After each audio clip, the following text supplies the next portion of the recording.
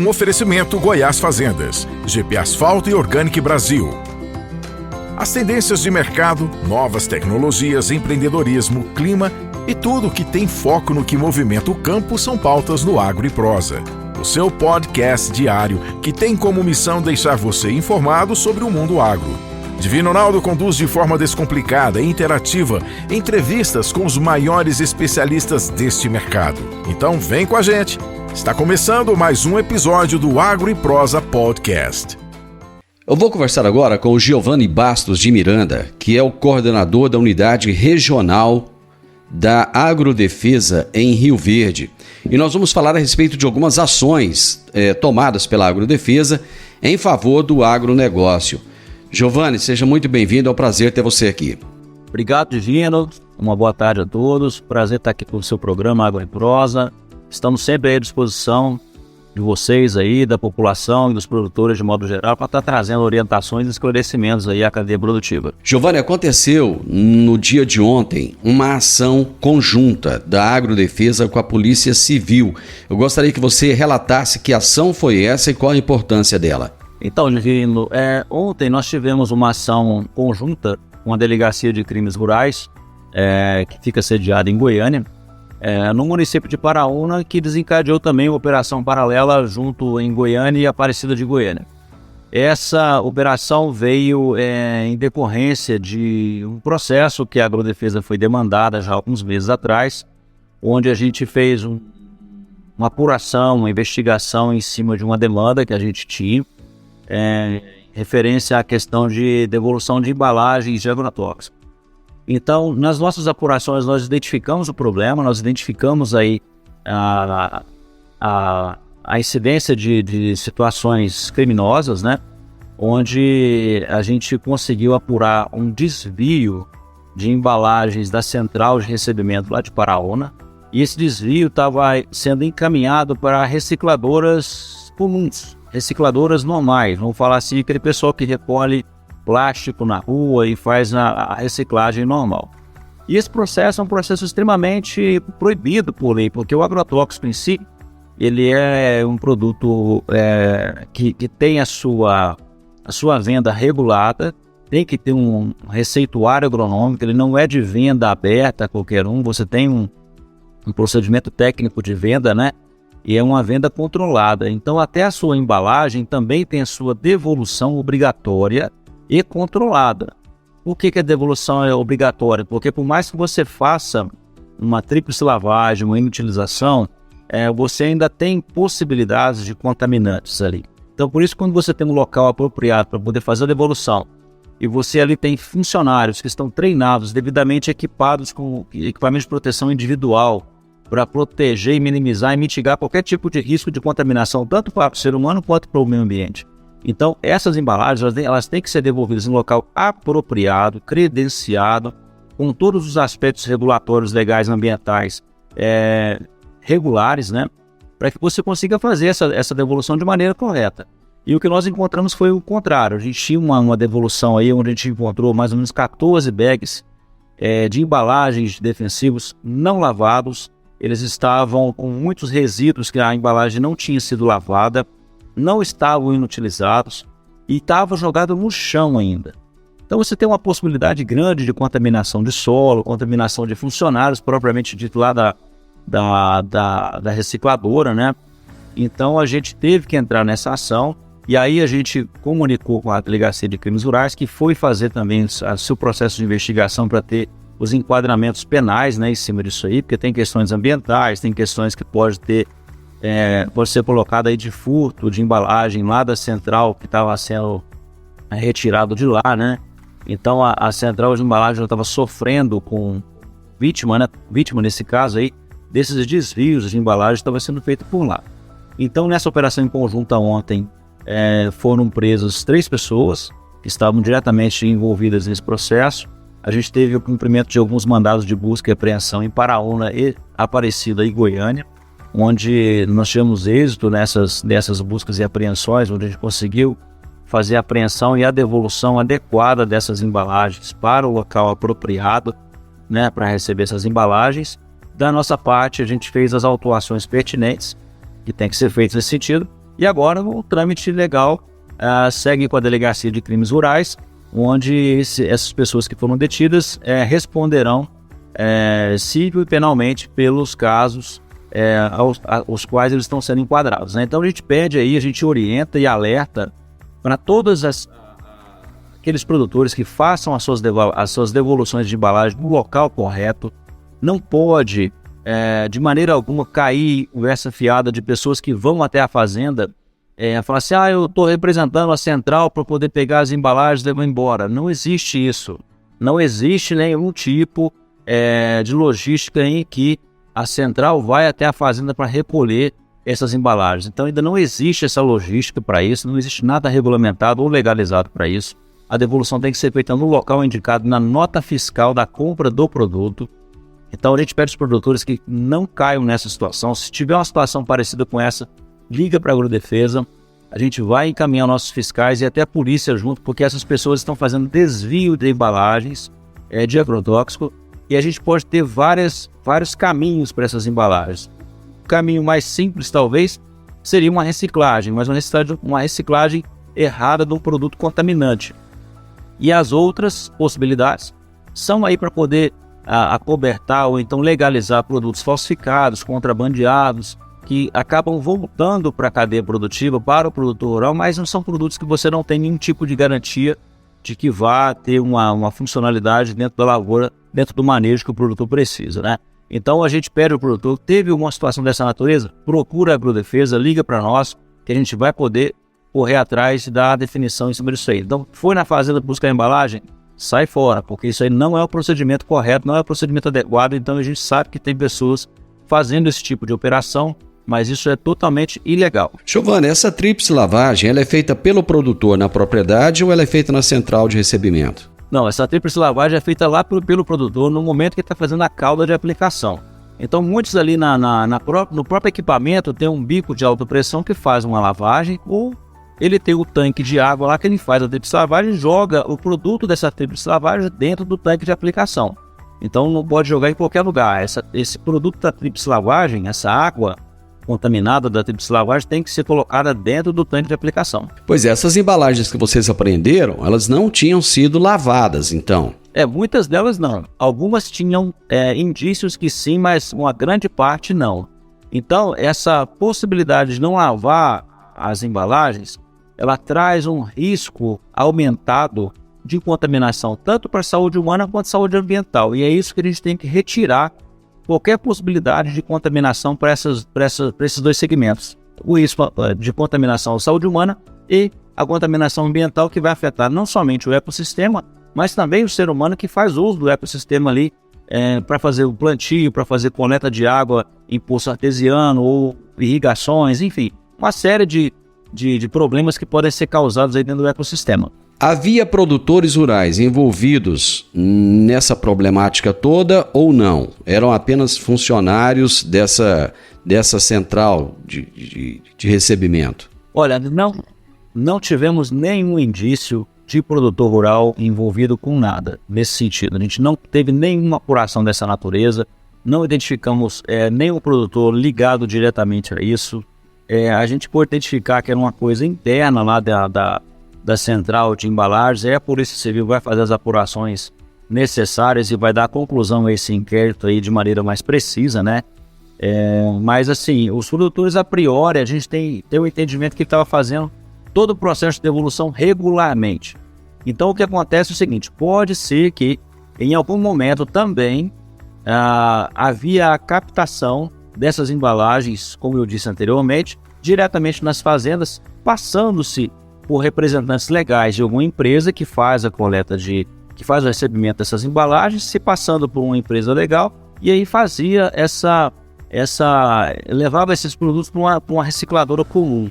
Então pode ser que teve isso também, assim como também pode ser que em algum momento, dentro do processo de devolução, algum produtor pode ter se esquecido de fazer o processo de tríplice lavagem. Isso ocorre também. A gente tem algumas incidências dentro das associações que recebem as embalagens, alguns relatos de que algumas embalagens chegam sem a tríplice lavagem. Então segue como orientação também ao produtor rural para que nunca se esqueça e oriente a sua equipe para que faça a tríplice lavagem, para que faça a inutilização da embalagem, e se precisar de algum tipo de orientação, esclarecimento, palestra, orientação direto lá na fazenda, pode contar com a gente aqui da Agrodefesa, pode nos contactar, e a gente vai ter o maior prazer de ir até a propriedade lá, orientar a equipe de trabalho, sem nenhum tipo de custo, sem nenhum tipo de conotação de fiscalização.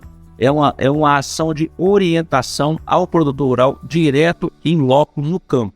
Então isso serve para poder trazer essa orientação ao produtor. Em quais penalidades o produtor pode incorrer caso ele não faça essa tríplice lavagem correta ou caso ele não faça essa devolução correta? Olha, existem previsões legais, Divino, que inicialmente já a obrigatoriedade imediata de fazer a tríplice lavagem, de fazer a devolução no local apropriado e a possibilidade de autuação por não cumprimento dessa medida obrigatória que visa a proteção da saúde humana e ambiental. Então esse é o principal fator que a gente pede para fazer esse procedimento, que é a proteção da saúde humana e da saúde ambiental. O nosso ecossistema, proteção de solo, proteção de mananciais, de poços d'água, lençol freático, tudo isso. Então é uma questão que tem um efeito humano e ambiental muito forte, Divino. Então atente-se para fazer o procedimento correto, porque pode sofrer autuações nesse sentido. Então, novamente, Divino, eu estou colocando a Agrodefesa à disposição de todos os produtores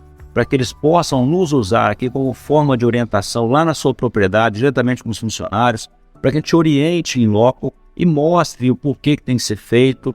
Isso de maneira muito didática, de maneira muito tranquila, orientando esses funcionários para que eles cumpram com esse manejo, com essa determinação legal que protege não somente a saúde dele, mas do meio ambiente também. Giovanni, em outros momentos, no passado, houve muitas apreensões de defensivos falsificados, vindos do Paraguai, e isso parece que já tem um tempo que não acontece. A Agrodefesa tem feito algum trabalho nesse sentido também? Olha, Divino, o nosso trabalho é contínuo, ele não para. Então, às vezes, é um tipo de trabalho que só aparece quando a gente tem incidência de problemas, né?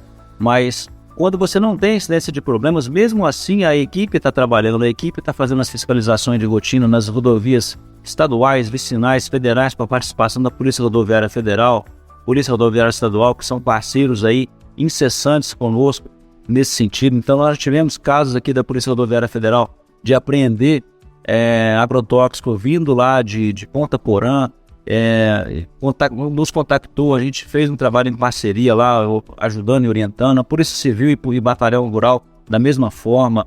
Então assim, o nosso trabalho não para, e nossas frentes de trabalho, elas são muito amplas, né? Então no estado todo nós temos equipe rodando as rodovias e fazendo essas abordagens aos veículos aí. É uma situação de risco que a gente encontra muito fortemente nesse sentido, porque a gente não sabe o que vai encontrar quando você aborda uma caminhonete, um caminhão. Você não sabe se é droga, você não sabe se é agrotóxico, você não sabe se é alguma outra coisa. Então a gente tem um trabalho muito, muito forte e incessante nesse sentido. Então quando que a gente aparece? Quando a gente faz algum tipo de apreensão e tem uma notoriedade na mídia, né? Mas ninguém sabe que sem essas situações aí o nosso trabalho continua incessantemente nessas fiscalizações de rotina que a gente faz todo dia em todo o estado de Goiás. Então o nosso trabalho continua, as abordagens continuam, e o nosso intuito é isso aí, é tirar esses contrabandos de circulação, tirar essas falsificações de circulação. Vale enfatizar que nossa parceria com os órgãos de segurança continuam, Polícia Civil, Delegacia de Crimes Rurais, Batalhão Rural, Polícia Rodoviária Federal e Estadual. Então, assim, nosso trabalho é contínuo com essas entidades. Giovanni, eu vou aproveitar a sua presença aqui. Um grande sonho de todo o estado de Goiás era ficar livre da aftosa sem a vacinação. Nós já conseguimos atingir esse estágio? Sim, nós esse ano nós já estamos desobrigados de fazer a vacinação de aftosa. Então, nós estamos nesse momento, nesse ano de 23 aí, num processo de certificação internacional e nacional através do Ministério da Agricultura, onde alguns estados da Federação do Bloco 4, no qual o Goiás está inserido, já conseguimos aí essa desobrigação de estar fazendo a vacinação de aftosa no estado de Goiás. E essa desobrigação, ela vem com uma responsabilidade muito grande.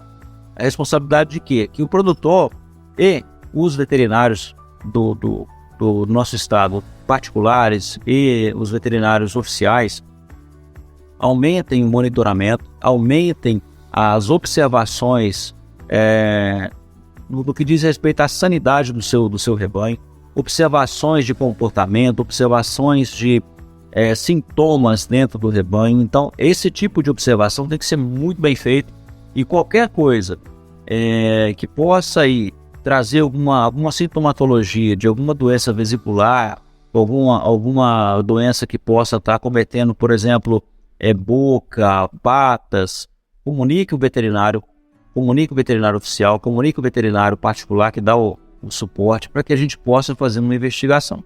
Então, assim, a retirada da vacina vem de um processo longo, de um processo onde a defesa sanitária do nosso estado veio em parceria com os produtores rurais, buscando esse status de livre de vacinação a um custo muito grande de investimento de educação sanitária, um custo muito grande de investimento em orientações a nível de campo, parceria com o produtor rural. E isso vem glorificar esse trabalho ao longo dos anos, né, Divino?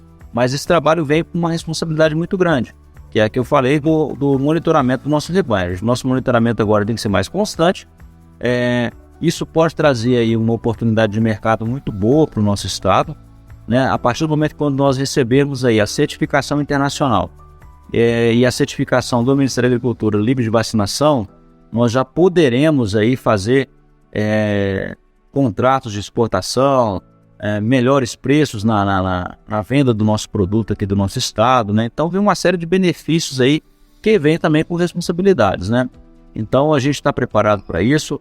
A aftosa, ela está proibida de venda de vacina para dentro do estado de Goiás, porém as revendas que tenham vacina e que queiram fazer as vendas para fora do estado de Goiás, para estados que ainda fazem vacinação, não há impedimento.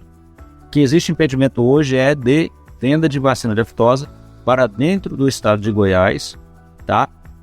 Porém, não há impedimento para venda para fora do estado, para estados que ainda fazem a vacinação. Giovanni, havia uma recomendação anteriormente de quando o produtor vacinasse o gado contra a fitose, ele também vacinasse contra a raiva. Como é que está a situação da raiva atualmente? Então, Divino, a raiva, a gente tem que ter convivência, porque o que acontece? O morcego transmissor da raiva, ele é um animal que é do nosso ecossistema. Então a gente vai ter que conviver com essa questão do morcego hematófago, porque nós temos ele presente em todo o nosso território. Então, assim, aquele morcego pode estar contaminado com a raiva, ele é um agente transmissor dessa doença. Então, assim, ao longo do nosso estado, 246 municípios, nós identificamos aí 119 municípios com possibilidades de um risco alto de incidência de raiva. Baseado em que esse risco? Baseado em apurações pretéritas, né, que a gente teve lá incidências de casos de raiva em alguns municípios, baseado em informações sobre acometimento de animais que foram atacados por morcegos. Então isso aí leva também a gente ter uma possibilidade de risco maior de incidência de possibilidades de ter raiva. Então esses 119 municípios, eles foram identificados baseado em apurações feitas pelos nossos técnicos diretamente, em que traz uma obrigatoriedade de vacinação, tanto agora no primeiro semestre quanto no segundo semestre. O calendário a gente ainda vai divulgar, ainda vai haver uma portaria divulgando esse calendário, mas muito provavelmente será nas mesmas épocas aí de maio, onde também deverá ser feita declaração obrigatória do rebanho, essas coisas. Então, assim, nesses 119 municípios, o qual Rio Verde está inserido, serão obrigatórios todas as vacinações de raiva do rebanho. Nos outros municípios que não têm a obrigatoriedade, eu posso vacinar? Pode. Se você quiser vacinar o seu rebanho, mesmo que o seu município não esteja dentro daqueles 119 municípios obrigatórios, você também pode fazer essa vacinação como forma de profilaxia e uma prevenção, né? Essa prevenção, ela é bem-vinda, a vacina faz essa prevenção e você não tem impedimento para poder fazer essa vacinação mesmo nos municípios que não têm obrigatoriedade. Então a Agrodefesa novamente fica à disposição para poder mostrar e listar esses municípios aí para o produtor rural, se ele tem interesse. No site da Agrodefesa também está lá essa listagem de municípios e pode procurar a Agrodefesa, que a Agrodefesa vai ter o maior prazer de estar orientando e mostrando esses municípios aí para o produtor rural. Giovanni, é muito importante nós ressaltarmos também o vazio sanitário, que começa já a partir de junho, é isso? O vazio sanitário no estado de Goiás começa a partir de 25 de junho e vai até 24 de setembro. Então, nesse período, é isenção total, por completo, de qualquer tipo de planta, de qualquer possibilidade de planta viva de soja no território do estado de Goiás. Então, assim, a gente pede aos produtores que cuidem dessas plantas voluntárias. Agora nós estamos numa posição em que nós temos a safrinha, que cobriu muitas áreas de soja, né, que vem como segunda opção de plantio aí, o milho, outras culturas de maneira geral, sorgo, milheto, enfim. Essas culturas aí acabam sobrepondo em cima dessas plantas voluntárias, que elas não nascem, né, elas não seguem com o seu estágio vegetativo, mas a gente pede ao produtor rural que monitore essas áreas, verifiquem se tem plantas voluntárias de soja nascidas nas suas áreas e façam um manejo de controle. Por que a gente pede isso? Porque mesmo ainda fora do vazio sanitário, essas plantas voluntárias, elas podem trazer aí prejuízos e manutenção de pragas e doenças para a safra seguinte, ou seja, 23, 24. Então, façamos esse controle bem feito agora, mesmo antes do vazio sanitário, para que no vazio sanitário a possibilidade seja zero de plantas voluntárias. Por quê? Porque na safra que vem agora, 23, 24, a gente possa mitigar qualquer possibilidade de pragas e doenças para essa safra seguinte, principalmente a ferrugem asiática. Então, produtores, façam um controle dessas plantas voluntárias nas suas áreas. Áreas de pousio têm um risco maior de ter plantas voluntárias. Então, façam o controle, façam o manejo dessas plantas voluntárias aí, para que a gente não tenha possibilidades de manter pragas e doenças para a próxima safra 23, 24. Precisar de orientação, estamos à disposição para poder orientar ao produtor rural nesse sentido. Mas é um trabalho muito mais de consciência, não só para si, mas para o seu vizinho também, né, Divino? Porque se você protege a sua área, o vizinho protege a dele e assim, consequentemente, os outros da mesma forma, o risco de possibilidades de incidência de pragas e doenças lá na frente, você diminui. Então, você mitiga essas possibilidades. Então, a gente pede ao produtor rural, faça um controle de plantas voluntárias de soja para evitar essas possibilidades de pragas e doenças aí. Na época do vazio sanitário, esse controle ele deve ser feito apenas, a preocupação deve ser apenas com plantas de soja ou também com plantas de milho, sorgo ou qualquer outra cultura que venha a estar ali na área? Olha, o vazio sanitário de soja é uma medida obrigatória, ela tem previsão legal para isso. Milho, sorgo, não existe uma previsão legal para isso, mas a gente sabe que a gente tem aí algumas patologias que dão incidência em cima de milho, que vale a pena também o produtor fazer esse tipo de controle. Uma coisa que favorece bastante é que nessa época, quando começar a colheita de milho, nós já estamos entrando num tempo um pouco mais seco. Então a umidade baixa bastante, então você tem possibilidades menores aí de incidência de pragas e doenças também em plantas hospedeiras para o próximo ano, né? Então o próprio clima já favorece essa diminuição de possibilidade de pragas e doenças porque a umidade baixa bastante, né? Mas assim, não existem medidas obrigatórias, legais obrigatórias para o controle da soja e do milho, mas a gente recomenda que ele faça também esse tipo de controle, aproveitando essa condição climática já favorável para evitar a proliferação de pragas e doenças pelo ambiente mais seco, né? Então você diminui essas possibilidades. Mas se ele quiser também fazer uma incorporação dessa massa seca, né, no solo, é interessante, porque ele vai trazer matéria orgânica para o solo também. São maneiras interessantes que ele pode fazer ao longo do tempo. Então esse milho que nasce, ou o sorgo que nasce, pode também ser feita essa incorporação na matéria orgânica do solo.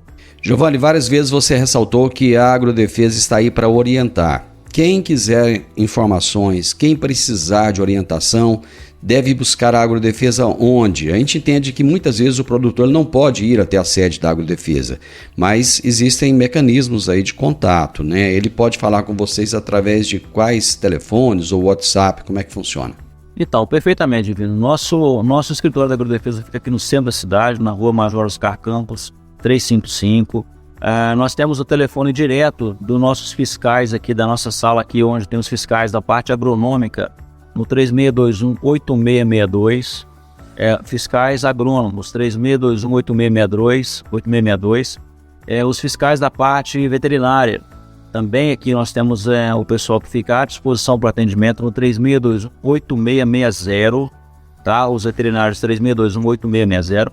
Ou então nos procure pessoalmente, a gente vai ter o maior prazer de estar recebendo, tomando um café junto aqui, trocando ideia, informações e atendendo essas demandas do produtor, esclarecendo e mitigando dúvidas que possa estar na cabeça do produtor. E a gente tem esse papel de orientar, né? Papel de esclarecer, trazer o produtor sem nenhum tipo de receio de procurar a agrodefesa. A gente está aqui para poder ajudar e contribuir com o agro do nosso estado. Então nós somos uma peça que está aqui para poder servir a população, servir os produtores e, é claro, fazer cumprir também a legislação para que as regras do jogo não sejam descumpridas. Nós temos regras a cumprir e nós estamos aqui para poder ajudar a esclarecer toda a cadeia produtiva nesse sentido. Nós estamos aqui no papel de esclarecimento, de parceria e vamos continuar dessa forma. A agrodefesa aqui do nosso regional aqui de Rio Verde está à disposição de todos vocês, tanto da imprensa quanto dos produtores rurais, para poder prestar esse serviço de esclarecimento e orientação direta ao nosso público-alvo também, que são os produtores rurais e a cadeia produtiva de modo geral. Giovanni, muito obrigado, parabéns pelo trabalho de vocês e parabéns aí por essas apreensões em defesa do agronegócio, isso é sempre muito importante. Um abraço. Obrigado, Divino, obrigado pela oportunidade, para nós é um prazer estar aqui com vocês, trazendo orientações e esclarecimentos aí para a cadeia produtiva. Continuaremos sempre à disposição de todos para prestar todo o esclarecimento legal para quem precisa e para quem quer trabalhar em conjunto para um agronegócio pujante da nossa região, do nosso estado e do nosso país. Eu conversei com Giovanni Bastos de Miranda, coordenador da Unidade Regional da Agrodefesa de Rio Verde, e nós falamos a respeito de ações regionais da agrodefesa em favor do agronegócio. Um oferecimento Goiás Fazendas, GP Asfalto e Organic Brasil. As tendências de mercado, novas tecnologias, empreendedorismo, clima e tudo que tem foco no que movimenta o campo são pautas no Agro e Prosa. O seu podcast diário que tem como missão deixar você informado sobre o mundo agro. Divino Ronaldo conduz de forma descomplicada e interativa entrevistas com os maiores especialistas deste mercado. Então vem com a gente. Está começando mais um episódio do Agro e Prosa Podcast.